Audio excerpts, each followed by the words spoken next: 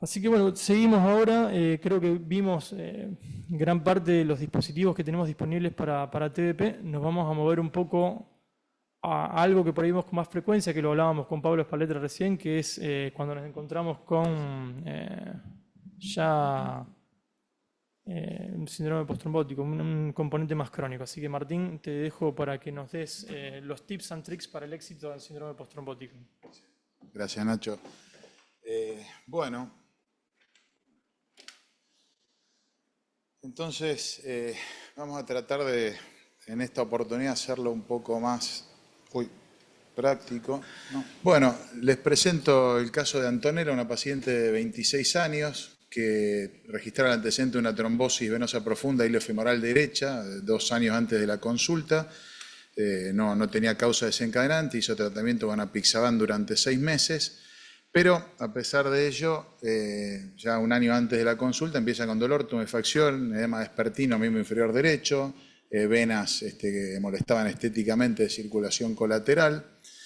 Y el primer punto en los tips and tricks es hacer un diagnóstico certero. ¿Estamos hablando de un síndrome postrombótico realmente? Bueno, ya habíamos visto los criterios diagnósticos en la charla anterior. Esta paciente tenía el antecedente de la trombosis venosa profunda objetivada, tenía una clínica de insuficiencia venosa crónica de por lo menos 3 meses de evolución. El punto es si esa clínica era significativa o no. Una forma de ponerle, de objetivar, de poner números a esa significancia, usar la score de Villalta, Ignacio ya lo nombró, que simplemente consiste en evaluar cada uno de los síntomas y signos que definen la insuficiencia venosa crónica y ponerle un puntaje a cada uno de ellos de acuerdo a la severidad de los mismos.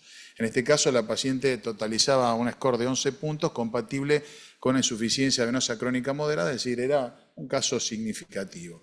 Tenemos entonces una paciente con un síndrome postrombótico. Segundo punto es delinear en el caso particular de ella cuál es su fisiopatología.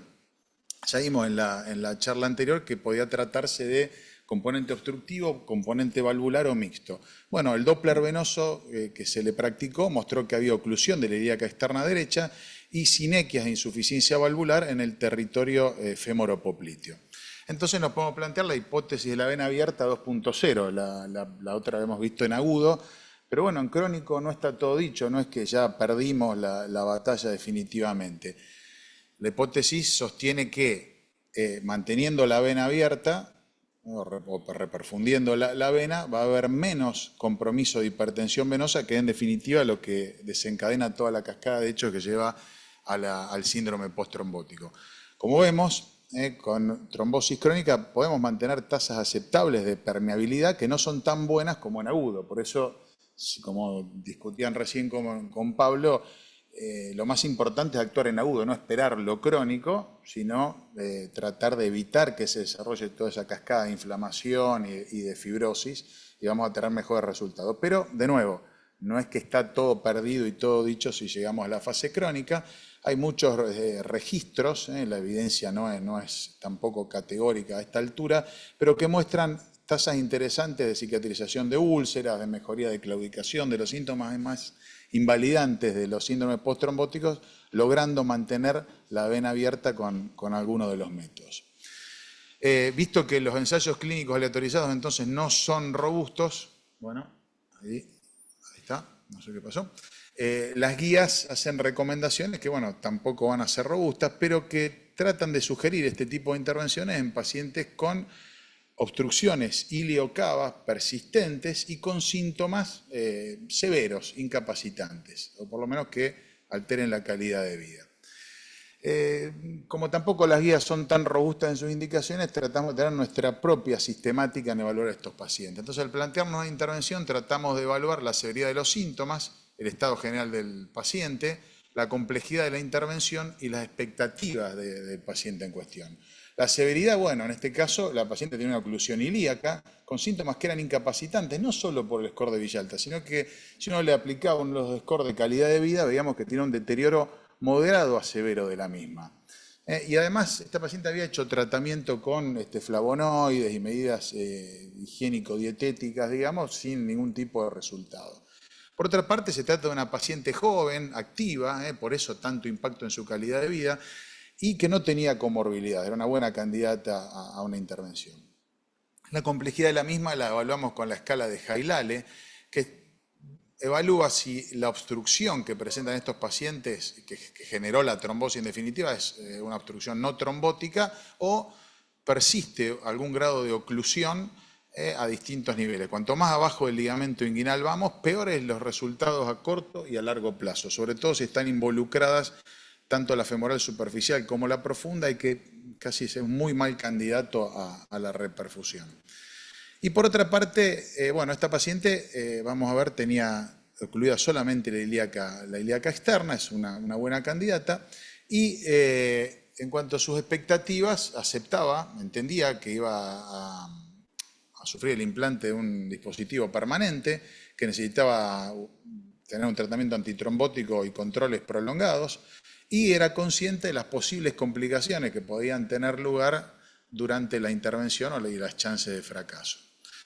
Decididos entonces a hacer la intervención, tenemos que planificar la misma, lo hacemos con métodos por imágenes, fundamentalmente el Doppler y la Flebo-TAC, y tratamos de evaluar en ella la lesión, el influjo y el eflujo. La lesión, como siempre, la localización y extensión, el porcentaje de obstrucción, la etiología, en este caso vamos a ver, no tenía ningún tipo de compresión extrínseca, era solo secuela trombótica lo que causaba la obstrucción persistente, el calibre de los vasos para elegir los dispositivos, la dirección y velocidad del flujo, la circulación colateral, que nos habla de cronicidad, como ya se mencionó.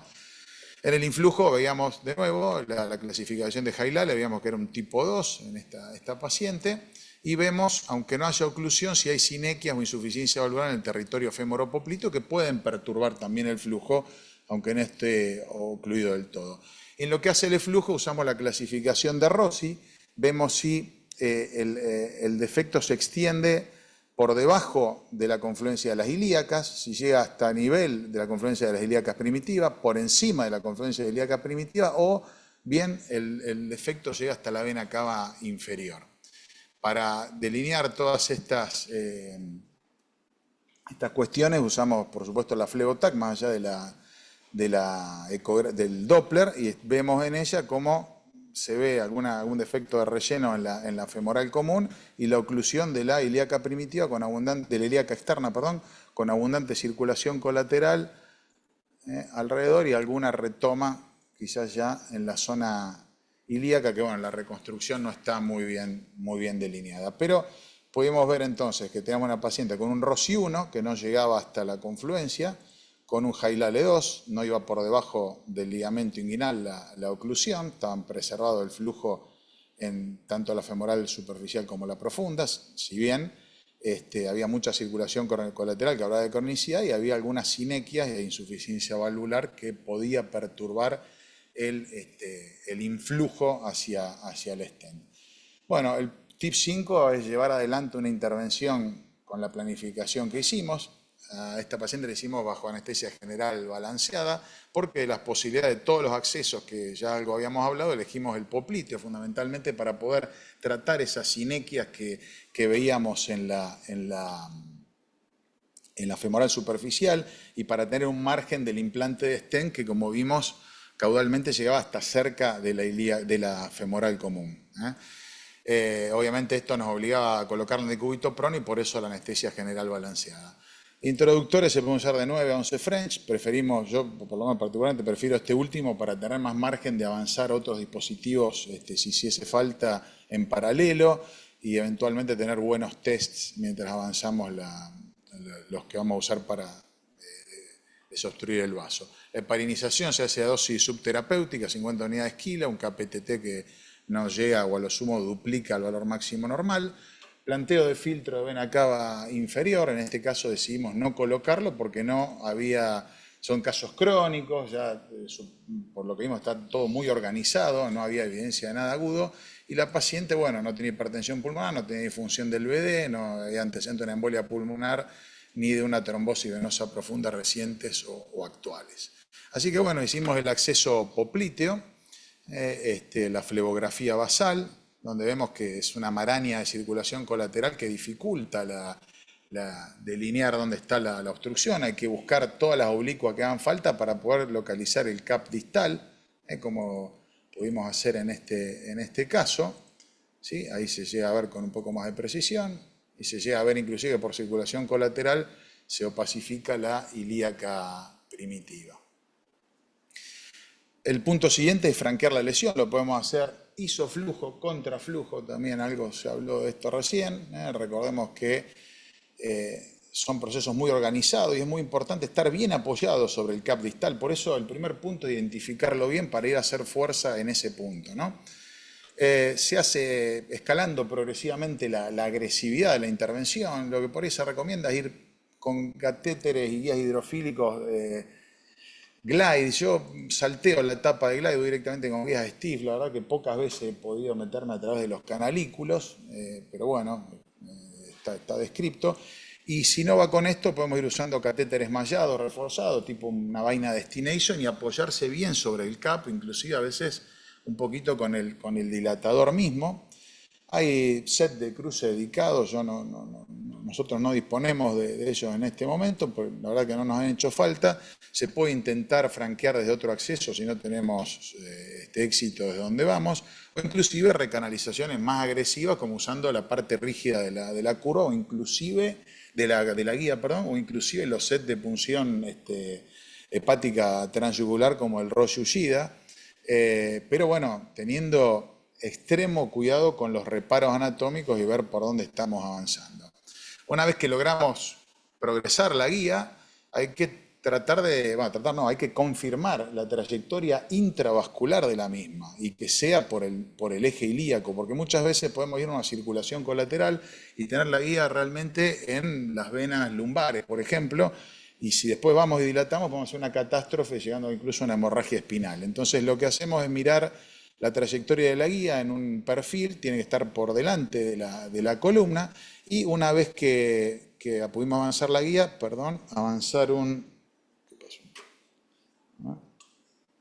avanzar un catéter y testear que el extremo esté en la vena cava inferior. Hacemos una cabografía y confirmamos la posición, no solo en el trayecto, sino de la punta de la guía que estamos en vena cava. Acto seguido hay que escalar, hay que cambiar la guía por guías de más soporte, como por lo menos una Amplatz Stiff. Tratamos de avanzarla hasta el territorio de la vena cava superior para estar en una posición segura.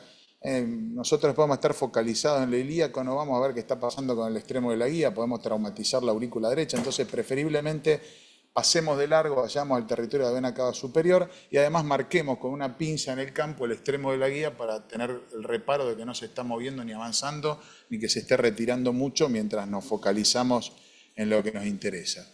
Acto seguido hay que hacer una predilatación, se sugiere hacerla progresiva, primero con balones de pequeño diámetro, ir escalando progresivamente hasta llegar a uno el diámetro del vaso. Esto previene la ruptura de los balones de alta presión, que son bastante más caros. En la predilatación los preserva un poco más. En ella fuimos dilatando primero con un balón de 4, otro de 6, finalmente fuimos a uno de 14 milímetros por 40. Dilatamos distintos sectores, primero el sector comprometido para romper todas esas cicatrices que hay, que es como un queso gruyère prácticamente, hay que romper todo para que después pueda expandirse el stent. Y también tenemos que dilatar en la zona del inflow, en este caso en las femorales, para romper esas bridas e impedir que genere un flujo turbulento que pueda desembocar y precipitar en la trombosis del stent. ¿Qué stent vamos a usar? Stent dedicado, no hay que usar stent para arteria, no es lo mismo, estamos hablando de un territorio que tiene régimen de muy baja presión. Al haber baja presión, siempre la diferencia de presión para mantener el flujo va a ser bajísima, entonces cualquier aumento de la resistencia va a tener un impacto dramático sobre el flujo, lo que redunda en trombosis, y sabemos todos que por la ley de Poisson el principal determinante de la resistencia es el radio, entonces tenemos que tener un radio perfecto del vaso para mantener un buen flujo.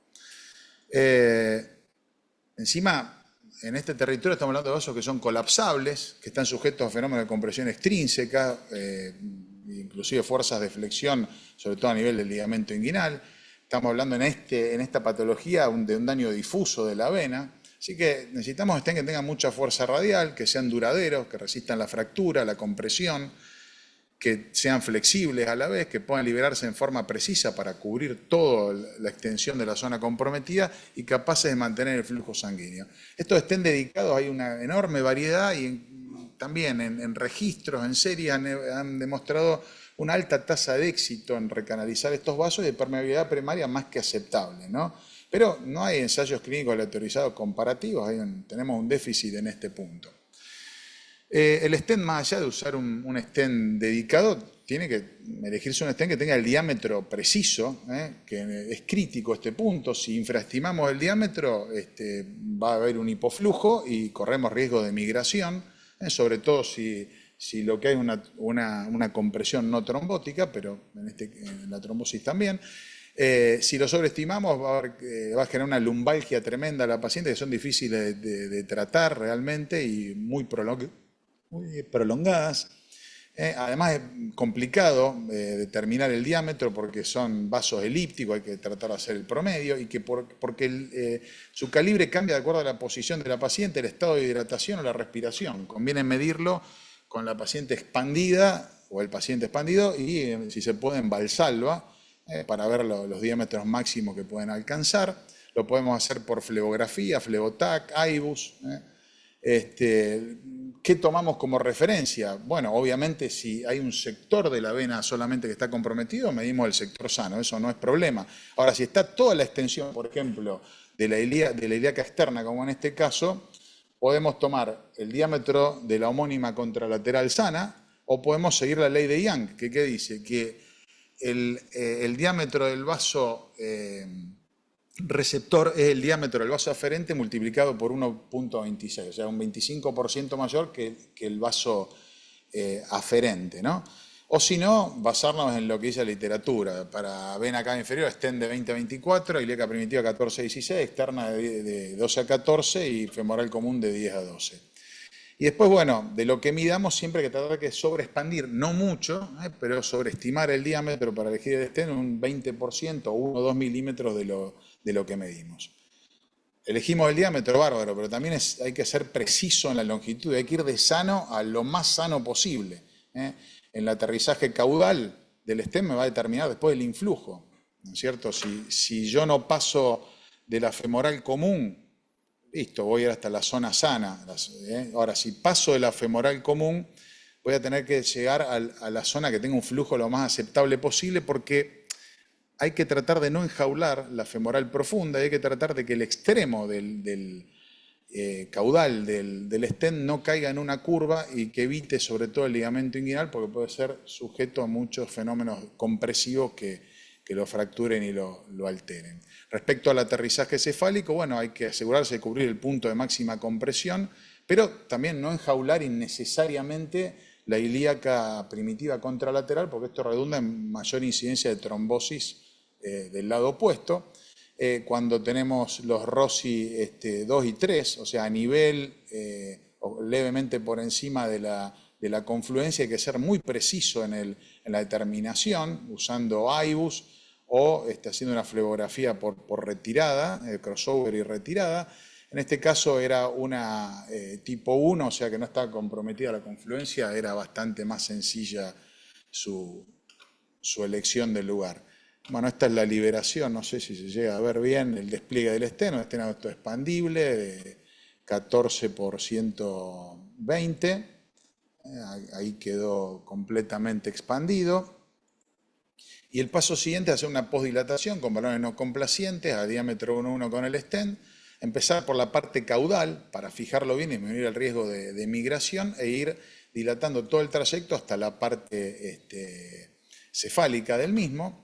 No solo hay que dilatar el stent, obviamente el stent lo dilatamos para optimizar su expansión y mejorar la posición del mismo, y además lograr el diámetro nominal del stent, si es de Nightingale sobre todo, para que se exprese la fuerza radial de este material, y también podemos volver a dilatar en la zona de influjo para seguir rompiendo esas trabeculaciones y sinequias. Terminada la postdilatación, controlamos el resultado, lo hacemos con una flebografía, en este caso Lo que tenemos que hablar es la calidad del influjo. Vemos que tiene buena velocidad, no vemos trabeculaciones que molesten, no hay flujo turbulento, no se ven sinequias en esa parte y no vemos sobre todo circulación colateral. Y lo mismo hacemos con la calidad del eflujo, vemos la velocidad del flujo, la ausencia de circulación colateral y vemos también la zona tratada, no solo que no haya zonas de estenosis, sino que el stent configura un círculo perfecto. Lo podemos hacer con tomografía o sino con una rotacional, que vemos que el stent está expandido en forma simétrica en todos sus dimensiones. Esta es la comparativa, la fluorografía pre y la post, digamos terminando antes que tengamos un estallido vesical. Vemos que se recanalizó completamente el vaso, desapareció la circulación colateral. La paciente fue de alta con un triple esquema antitrombótico, esto lo podemos discutir, apixaban, aspirina, clopidogrel. Hacer un buen esquema antitrombótico es trascendental también. Recordemos que estamos en un sistema de baja presión y cuando uno ve las tasas de permeabilidad, sobre todo en los primeros 3 meses, es máximo el riesgo de retrombosis y reoclusión de los vasos, pero se siguen reclutando eventos de oclusión hasta un año y medio después. Quiere decir que se tarda más de un año habitualmente en rendotelizar estos casos. Ahora, es todo tema de discusión, no hay esquemas definidos. Lo único que estamos todos seguros es que hay que usar anticoagulantes orales y durante un plazo relativamente prolongado. Empíricamente, ¿qué hacemos? Bueno, evaluamos. ¿El paciente tiene trombofilia? Bueno, la anticoagulación será en forma definida. Todas estas variables nos van a definir cuánto tiempo hacemos de anticoagulantes, qué esquema, si lo asociamos a antiagregantes o no. Si no tiene trombofilia, vemos la causa de obstrucción. Si la causa de obstrucción es trombótica, y alrededor de 12 meses. Quizá algunos entusiastas un poco más, otros más nihilistas un poco menos. Y si la obstrucción es no trombótica, no menos de 6 meses. Ahora, podríamos plantearnos usar enoxaparina durante un mes, o agregar un tratamiento antiplaquetario o un doble tratamiento antiplaquetario. Todo ello evaluando el riesgo de trombosis y el riesgo de hemorragia que tenga el paciente. A mayor riesgo de trombosis y menos riesgo de hemorragia, obviamente más agresivo en el esquema antitrombótico. ¿Y qué nos define este riesgo? Más allá de la trombofilia o la causa de obstrucción, la persistencia de síntomas de síndrome postrombótico. Está la clasificación de HER2, que quiere decir hiperpigmentación, edema, rubor, dímero D, edad más de 65 años, obesidad. 2 o más de estos factores nos hacen prolongar más de 6 meses por lo menos el esquema anticoagulante, está demostrado en algunos trials. Lo mismo el tipo de intervención, no es lo mismo una intervención simple como esta con un solo stent que otra que tenemos stent hasta la vena cava, que enjaulamos la ilíaca contralateral, lo que quedó con un resultado subóptimo, ¿no? Con un influjo no del todo aceptable, o que tuvimos que ir por debajo del ligamento inguinal, quizás haya que ser un poco más agresivo. Y el último punto sería el control clínico minucioso de la paciente. Lo hacemos clínico, ecográfico y de laboratorio. Los 3 primeros meses muy agresivos, a la semana, al mes, 2 y 3 meses. Después el resto del primer año, cada 3 meses los controles, cada 6 el segundo año y después anualmente hasta los 5 años. Esta paciente lleva 3, fuimos haciendo todos los controles de Villalta, el Doppler lo hacemos uno al mes y después cada 6 meses el primer año y anualmente después. Y particularmente los dosajes de dímero D cada vez que suspendemos alguna de las medicaciones antitrombóticas. Por ejemplo, esta paciente hizo un mes de aspirina, se hizo luego dímero D que día normal, suspendimos el clopia a los 3 meses, repetimos el dímero D y al año suspendimos el anticoagulante y repetimos un mes después el dímero D que dieron normales. La paciente evolucionó muy favorablemente, se fue desplazando de un área de un síndrome postrombótico bastante manifiesto, bajó el score de 11 a 3 puntos, desapareció la circulación colateral, equiparó los diámetros de extremidad y tiene una mucho mejor calidad de vida con mucho menos impacto a largo plazo. En definitiva, el tratamiento endovascular del síndrome postrombótico se piensa cuando tenemos pacientes con oclusión ilíaca que están muy sintomáticos, son jóvenes, activos y dispuestos a cumplir con las pautas de control y tratamiento. Nos basamos en la hipótesis de la vena abierta, o reabierta si quieren en este caso. La serie ha mostrado buen resultado clínico y hemodinámico. Sí, pero bueno, la permeabilidad siempre es menor que el tratamiento en agudo. Esto no nos habilita a dejar que el paciente se termine de trombosar y después total lo destapamos. La rigurosa planificación, el meticuloso implante y el obsesivo seguimiento de los pacientes yo creo que son las claves del éxito a largo plazo. Así que bueno, eso es todo y muchas gracias.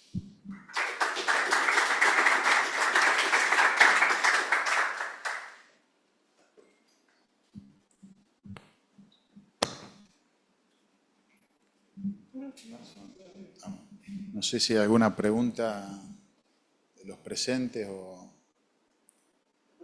online. Ah, qué buena pregunta esa. Y bueno, a ver, hay el tema de Flebotac, hay dos opciones. Yo no soy imagenólogo, pero se puede hacer en forma directa, que es lo ideal, con el contraste diluido, o por retorno, tratando de hacerlo con el ROI, poner el área de interés en la vena cava inferior, y cuando la densidad del contraste llega, no me acuerdo cuántas unidades de Hounsfield es, pero ahí que se dispare. Es muy importante hacer la adquisición en fase venosa, y cuesta realmente, muchas veces las tomografías las hacen técnicos, no los especialistas en diagnóstico por imágenes, y para ello es una tomografía de abdomen y pelvis. Bueno, tenemos regias imágenes del útero, de los ovarios, todo, pero de las venas no siempre están bien contrastadas. Y como vieron, es fundamental a la hora de planificar. Cuanto más planificamos, menos tenemos que improvisar en el momento y los resultados son realmente mucho mejores. Pero sí hay que ser insistente con eso. Yo recomiendo que tener a alguien de referencia.